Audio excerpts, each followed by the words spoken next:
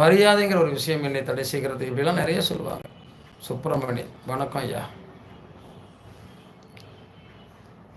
நிறைய இடங்கள்ல இந்த வார்த்தைகளை ஒவ்வொரு நாளும் நான் கேள்விப்படுகிற போது அவர்களுக்கான ஆதாரத்தை இன்முகத்தோடு சொல்லிட்டு வர்றோம். நிச்சயமா நீங்க வெற்றி பெறுவீங்க அப்படின்னு.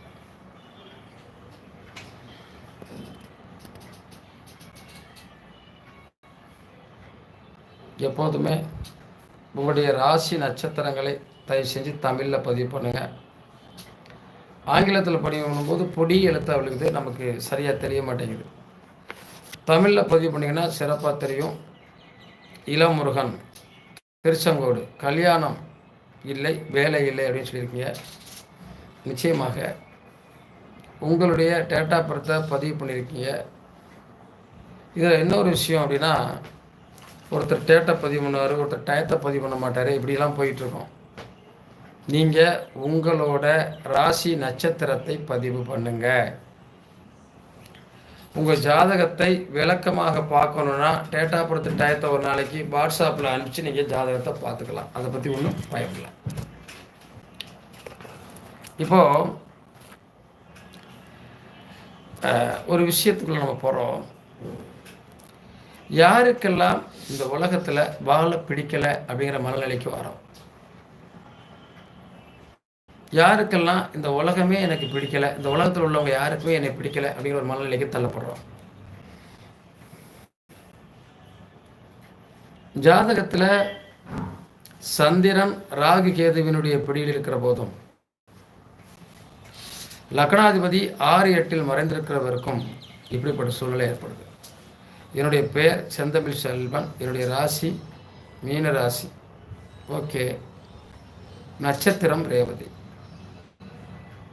பொதுவாக மீனராசி. ஓகே, மீனராசியில் பிறந்தவர்கள் நான் அடிக்கடி சொல்கிறது உண்டு, நீங்கள் நல்லவங்க, வல்லவங்க, ஊருக்கு உழைக்கிறவங்க, அத்தனை பேரையும் கட்டி காப்பாற்றன்னு நினைக்கிறவங்க, நான் எல்லாமே செய்வேன் ஆனால் எனக்கு ஒன்றுமே நடக்கலை அப்படின்னு சொல்லக்கூடியவங்க. நாம் எல்லாமே செய்கிறோம், நமக்கு எதுவும் நடக்கலைன்னு வருத்தப்படுறோம். ஏன் இந்த நிலை ஏற்படுகிறது? எல்லாமே செய்யக்கூடிய நமக்கு சரியான நிலைப்பாடுகள் கிடைக்கலைங்கிற வருத்தம் இருக்குல்ல, அதை சரியா பண்ணணுங்கிற எண்ணம் இருக்குல்ல. நீங்க என்ன பண்ணணும், எப்படி பண்ணணும்? மீனராசியை பொறுத்தளவில் 7.5 சனி இப்போ ஓடுது. 7.5 சனினால நிறைய பேர் அதற்கான பதிவை யூடியூப்ல நிறைய போட்டாங்க. அப்படி நடக்க போகுது, இப்படி நடக்க போகுது, உங்களுக்கு இது நடக்க போகுது, அது நடக்க போகுது, இதை செய்ய போகுது, அதை செய்ய போகுது. 7.5 சனினால மிகப்பெரிய பாதிப்பை சந்திக்க போயிருக்கலாம்னா நிச்சயமா இருக்காது. மீனத்துக்கு, மீனராசியை சேர்ந்தவர்களுக்கு கடகத்தில் குரு, விருச்சிகத்தில் குரு, கண்ணியில குரு இருந்து மீனத்தை பார்ப்பவர்களுக்கு இந்த 7.5 சனிக்கான காலங்கள் பெரிய பாதிப்பை தரப்போறதில்லை. மீனராசி ரேவதி நட்சத்திரம் அப்படின்னு ஒரு நண்பர் பதிவு பண்ணியிருக்காரு. ரேவதியை பொறுத்தளவில் பணக்காரன் பேர் ஐயா, பூங்காவனம்னு பேர். இந்த மீனராசி காலபுருஷனுக்கு 12ஆம் இடம், கடைசி ராசி, மோட்ச ராசின்னு சொல்லுவோம். இவர்கள் எங்கெல்லாம் கஷ்டம்னு ஒரு பிரச்சனை வருதோ அவங்களுக்கு உதவணும்னு நினைப்பாங்க. இவங்க இருந்தால் தானே உதவ முடியும். ஆனால் இவர்கள்ட்ட ஒரு விஷயம் என்னன்னா, தனக்கான பணத்தை சேமிப்பு செய்வதில் கவனம் செலுத்துறதில்லை. எப்படியும் பணம் வரும் மீனராசி ரேவதி நட்சத்திரத்துக்கு.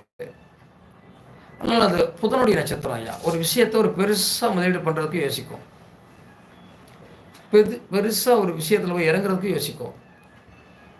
இந்த மீனத்தை பொறுத்தவரை 2ஆம் இடத்து அதிபதி செவ்வா.